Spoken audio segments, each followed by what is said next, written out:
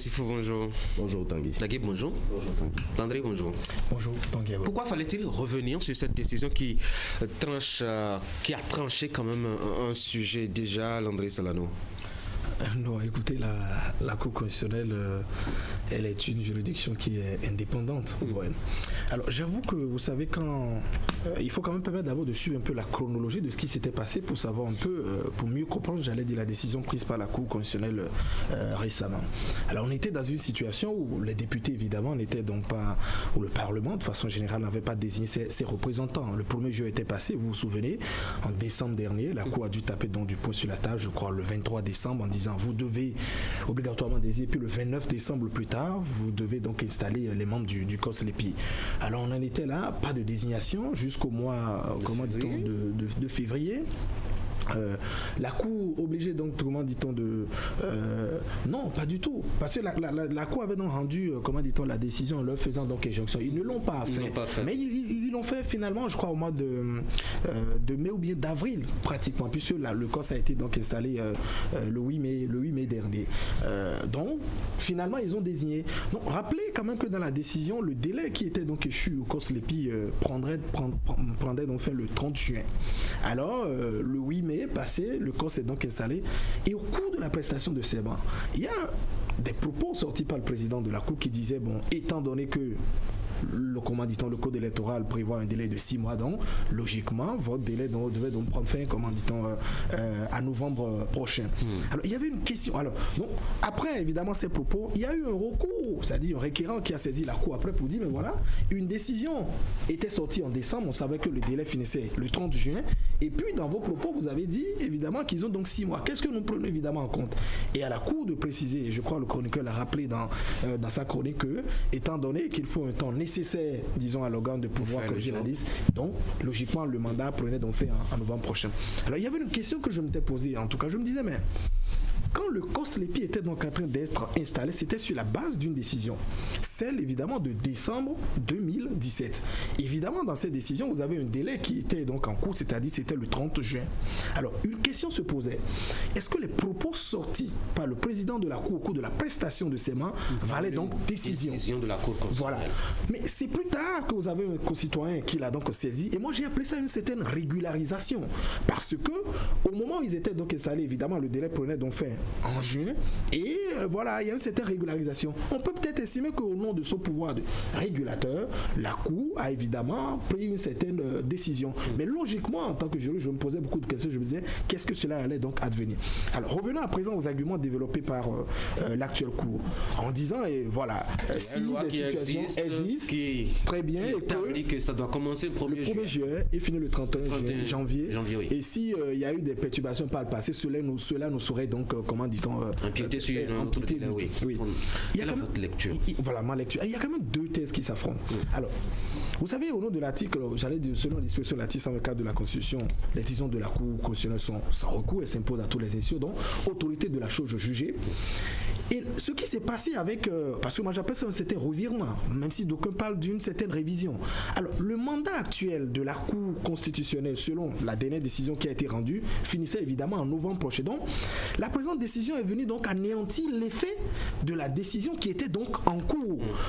Vous avez une école qui estime quand même que si c'est peut-être après le 30 juin prochain, le 30 novembre prochain que on saisissait la Cour pour dire, mais voilà, qu'est-ce qui s'est passé, on ne parlerait peut-être pas, comment dit-on, de revirement. Alors, mais quand la Cour constitutionnelle à travers une décision vient arrêter l'effet d'une décision donc déjà en cours, vous avez certains qui parlent d'une certaine, comment dit-on, révision, et que en principe on ne devrait, c'est-à-dire au nom de l'autorité de la chose jugée, la Cour ne devrait donc pas prendre une décision pour arrêter l'effet d'une décision qui est évidemment en cours. Mais quand cela en tienne, quand vous lisez quand même les arguments aujourd'hui de la Cour, bon, la situation ne saurait donc perdurer. Voilà, nous remettons un peu les choses en ordre. Vous voyez, une fois encore, nous sommes dans une matière qui s'interprète abondamment. Vous voyez, des écoles s'affrontent, mais j'allais dire le même respect qu'on avait pour les institutions par le passé. On va examiner chacune des positions des écoles, mais déjà vos premières réactions.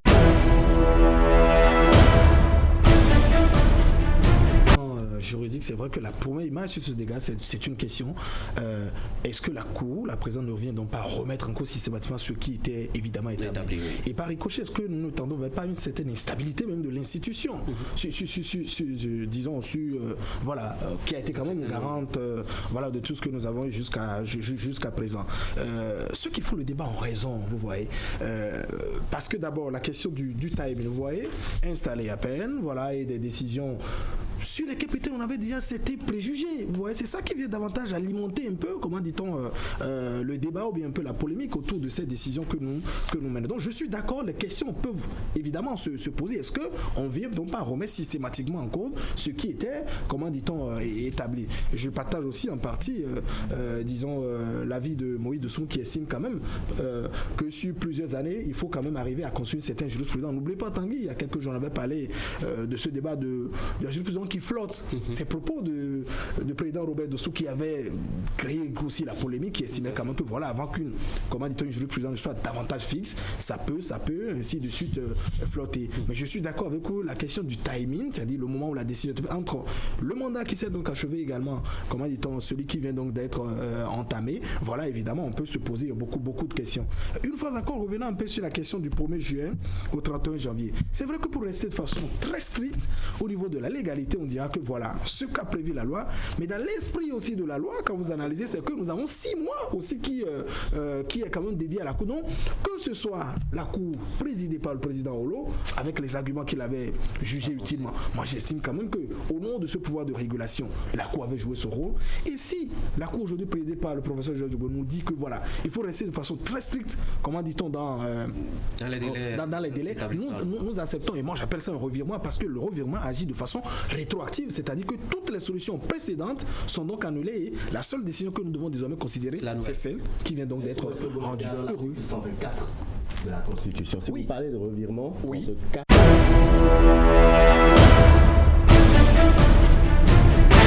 Vous savez, il y a plusieurs écoles. Lui, il a parlé de retour à la légalité. Moi, je vous ai parlé à la fois. Oui, j'ai parlé de révision et je vous ai parlé de revirement. Mais en tant que journaliste, nous tranchons. Alors, moi, je parle de revirement, je vais tout danser. Mais une fois encore, à la fin, ça va si vous êtes. On va se conformer à la décision. Allez, on va parler des autres aspects. Oui, de votre. Mais à la fin, on va se tenir à la position de la Cour actuelle qui a dit, ce que, je ne sais pas, le thème que... On n'a pas le choix, on doit s'y soumettre. Il y a l'aspect politique qui est là aussi. C'est très bien de dire, écoutez, on doit fondamentalement respecter la loi et rien que la loi et mettre sur le pied, je dois dire, une cause l'épi dont le mandat se termine le 30 juin exactement comme prévu. Mais n'oubliez pas d'où est-ce qu'on est parti. C'est parce que justement, les politiques se sont entêtés pour ne pas peut-être poser les actes qu'il faut en son temps qu'on en est arrivé là. Qu'est-ce qui nous garantit que dès le 1er juin, on aura une nouvelle équipe pour apurer la liste puisqu'on en aura besoin l'année prochaine?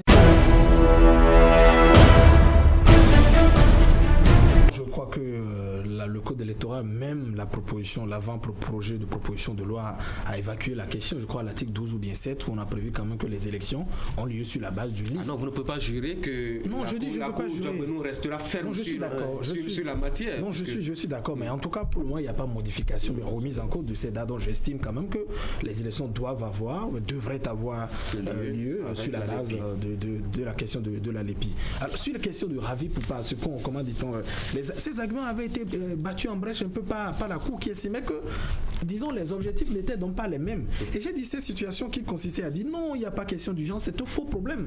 Parce que les députés, en prévoyant même 6 mois pour actualiser la liste, j'ai dit, ce ne sont pas des cas que nous souhaitons, mais il peut y avoir vacance du pouvoir à tout moment au niveau du sommet de l'État. Il peut y avoir un problème qui nécessite très bien. Donc, qu'est-ce que nous faisons donc? C'est dans cet esprit qui s'était dit, mais prévoyons un délai quand même qui soit court pour actualiser ce que nous avons. Mais moi, je crois qu'il y a un défi actuellement pour le Parlement et je crois que la situation la plus facile, c'est de dire peut-être que nous reconduisons déjà, nous redésignons ceux qui sont déjà là pour faciliter la chose. Parce que le Parlement, s'il ne joue pas son rôle avant le 1er juin, mettra la Cour présidé par le projet en difficulté. En difficulté. Donc, je crois que cette institution a l'obligation maintenant. Ça veut peut-être pour ne pas donner raison à certains qui étaient à l'aise en disant mais est-ce que ça n'est pas une victoire précoce, prématurée? Je crois que l'institution, la solution la plus facile pour moi, c'est rapidement de désigner quand même et de rester dans les délais. C'est vrai que par le passé, en tout cas récemment, on n'a pas trop vu les gens très emballés à respecter les décisions de la Cour. On va espérer.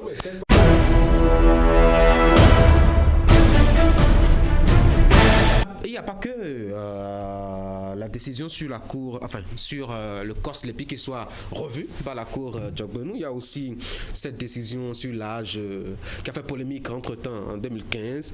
La cour Djokbenou est revenue là-dessus. Angelo était très soulagé. Landry, votre position? Non, je crois sur cette décision qui avait été rendue, moi ma position avait été claire. J'ai toujours rappelé quand même les arguments évoqués par la cour. Adage en droit fiscal, même en droit civil, année entamée, année consommée, ça ne tenait pas du point de vue du droit constitutionnel. Donc, je crois que sur cette décision rendue par la Cour constitutionnelle, je dis quand même, voilà, moi je salue cette décision, c'est quand même un certain retour qui nous amène. Et vous avez vu même que ce soit les meilleurs professeurs en son temps, quand vous échangez avec eux, c'était quand même un tollé général. On ne comprenait pas comment est-ce que la Cour pouvait nous dire quand même, voilà, quelqu'un qui est né un jour, un lendemain, il y a un an déjà. Elle avait une calculatrice particulière. Voilà. Donc je crois quand même que sur ce point, la Cour n'a pas de... Oui, mais il y a une crainte. Il y a une crainte. Il y a une crainte. Moi, je l'évoquais tout à l'heure. Les revirements aussi rapides et aussi, est-ce que je dois dire facile? Je ne sais pas quelle peine ils se sont donnés en tout cas pour y arriver. Mais ça semble trop facile que de revenir incessamment sur cette décision. Et là-dessus, j'ai l'impression que la Cour s'amuse à fragiliser, à terner sa propre image.